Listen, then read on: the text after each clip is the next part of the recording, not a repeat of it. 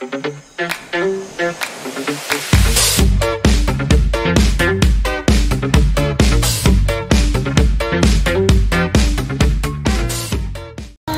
Publishers, ketemu sama kita. Seharian ini kita bakal belajar administrasi publik terkait dengan otonomi daerah. Stay tune. Don't you want me like I want you, baby? Don't you need me like I need you now? Say tomorrow, but tonight go crazy. All you gotta do is just meet me at the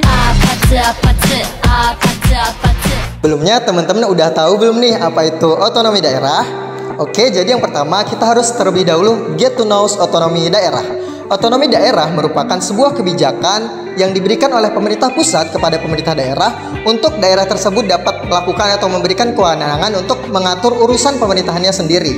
Nah, di sini daerah bertugas untuk menggali potensi-potensi yang ada ataupun sumber daya yang ada di dalam masyarakat untuk dapat ditumbuh kembangkan agar dapat menjadi daerah yang berdaya guna dan berdaya saing.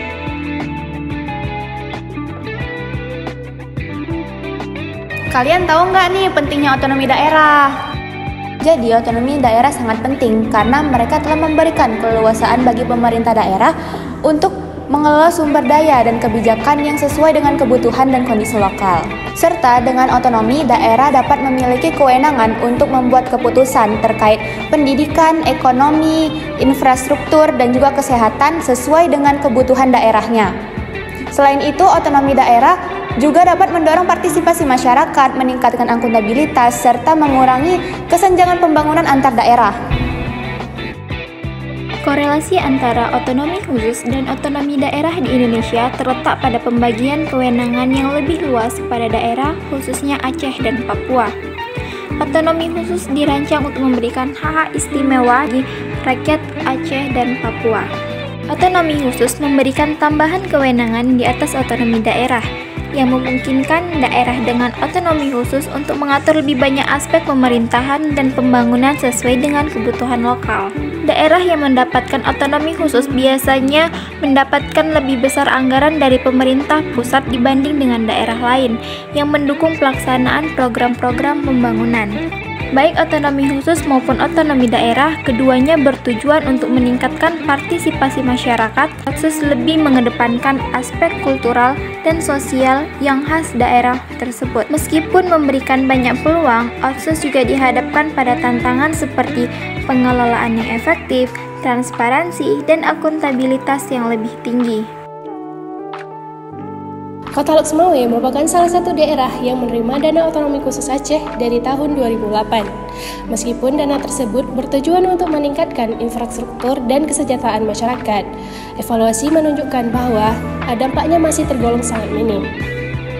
Banyak proyek yang dibiayai tapi tidak berfungsi secara optimal dan masyarakat belum merasakan manfaat yang signifikan dari dana tersebut. Merupakan dana yang dialokasikan oleh pemerintah pusat untuk daerah yang memiliki otonomi khusus. Tujuannya adalah untuk mempercepat pembangunan dan meningkatkan kesejahteraan masyarakat. Berbicara mengenai DOKA atau Dana Otonomi Khusus Aceh, DOKA ini bertujuan untuk membiayai program dan aktivitas pembangunan yang strategis untuk meningkatkan daya dorong yang kuat untuk mencapai kesejahteraan masyarakat. Teman-teman juga harus tahu nih bahwasanya Dana Otsus Aceh ini digunakan untuk mengejar ketertinggalan pembangunan daerah, baik itu pada daerah provinsi, kabupaten, maupun kota. Pada studi kasus kali ini, kita akan membahas terkait dengan alokasi anggaran Dana Otonomi Khusus Aceh yang berada di Kota Lok Sumawe. Di Kota Lok Sumawe sendiri, Dana Otonomi Khusus Aceh itu dianggarkan pada beberapa dinas terkait, salah satunya Dinas PUPR atau Dinas Pekerjaan Umum dan Perumahan Rakyat.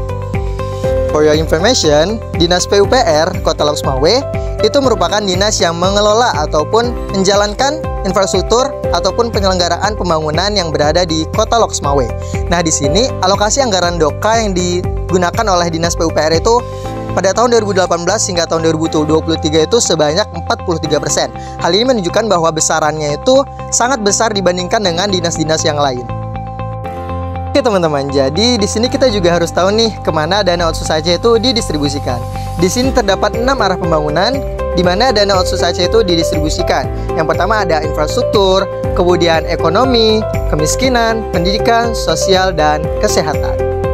Permasalahan di sini terlihat pada pembangunan infrastruktur waduk sebagai penampungan air yang ada di Kota Loksmawe. Di Kota Loksmawe sendiri terdapat beberapa waduk yang tersebar di wilayah Kota Loksmawe. Salah satunya yaitu waduk di wilayah Utenbayi, Kota Loksmawe. Sebagaimana yang kami dapatkan di lapangan, Waduk Utenbayi Kota Loksmawe ini digunakan sebagai penampungan air yang ada di Kota Loksmawe. Namun pada nyatanya, hingga sekarang waduk ini tidak berjalan dengan optimal. Mengapa demikian? Hal itu dikarenakan salah satu faktornya adalah anggaran DOKA yang tidak terrealisasi dengan baik. Stakeholder atau pemangku kepentingan yang bekerja di dalamnya yaitu pemerintah Gampong Utenbayi, kemudian Dinas PUPR yang bekerja sama juga dengan pemerintah Kota Loksmawe telah menganggarkan terkait dengan pembangunan Waduk Utenbayi ini sebesar 6 miliar rupiah. Hal itu didasarkan pada aturan dari Dana Otonomi Khusus Aceh. Berangkat dari besaran dana anggaran yaitu sebesar 6 miliar rupiah yang tadi disebutkan, ternyata anggaran yang dialokasikan tadi hanya sebatas pada pelaksanaan pembangunan saja. Namun setelah daripada pelaksanaan tersebut selesai, ternyata alokasi anggaran yang telah disalurkan tidak berjalan dengan optimal. Nah, yang menjadi masalah di sini adalah terkait dengan alokasi anggaran yang tidak optimal tadi. Nah, mengapa hal itu dapat terjadi? Hal ini ternyata dikarenakan abainya pemerintah Kota Loksmawe terhadap Waduk Utenbayi yang telah selesai dibangun. Sikap abai pemerintah Kota Loksmawe terhadap Waduk Utenbayi yang berada di Kota Loksmawe ini menunjukkan bahwasanya pemerintah Kota Loksmawe itu tidak menerapkan otonomi daerah yang baik. Otonomi daerah di Kota Loksmawe terdapat berbagai tantangan. Nah, solusinya yang pertama ada desentralisasi kewenangan pengawasan yang lebih ketat. Jadi pemerintah harus menerapkan sistem internal dan dalam pengawasan yang lebih ketat, dan juga pemberdayaan masyarakat oleh proses pengawasan. Seperti pemerintah memiliki forum-forum musyawarah ataupun mengevaluasi program pembangunan berkelanjutan nantinya. Selanjutnya ada peningkatan kualitas pelayanan publik. Contohnya seperti digitalisasi pelayanan publik. Jadi pemerintah membuat aplikasi ataupun suatu perizinan untuk masyarakat mengadu dan masyarakat dapat mengakses aplikasi itu secara mudah. Yang terakhir adalah pemberdayaan masyarakat atau partisipasi masyarakat. Jadi pemerintah membuat suatu konsultan publik, jadi masyarakat dapat memberikan masukan-masukan terkait kebijakan yang diterapkan untuk nanti. Harapan terhadap permasalahan otonomi daerah di Kota Loksmawe yaitu mencakup peningkatan kemandirian fisikal dan pengelolaan sumber daya yang lebih baik. Hal ini Wali Kota Loksmawe juga menekankan bahwa penting bagi daerah untuk mengelola kebijakan secara mandiri dan sesuai dengan kebutuhan lokal. Oke Publicians, jadi itu tadi video pembelajaran terkait dengan otonomi daerah dan permasalahan di dalamnya. Semoga Publicians dapat memahaminya ya. Terima kasih, see you on the next video and thank you for watching. Bye-bye.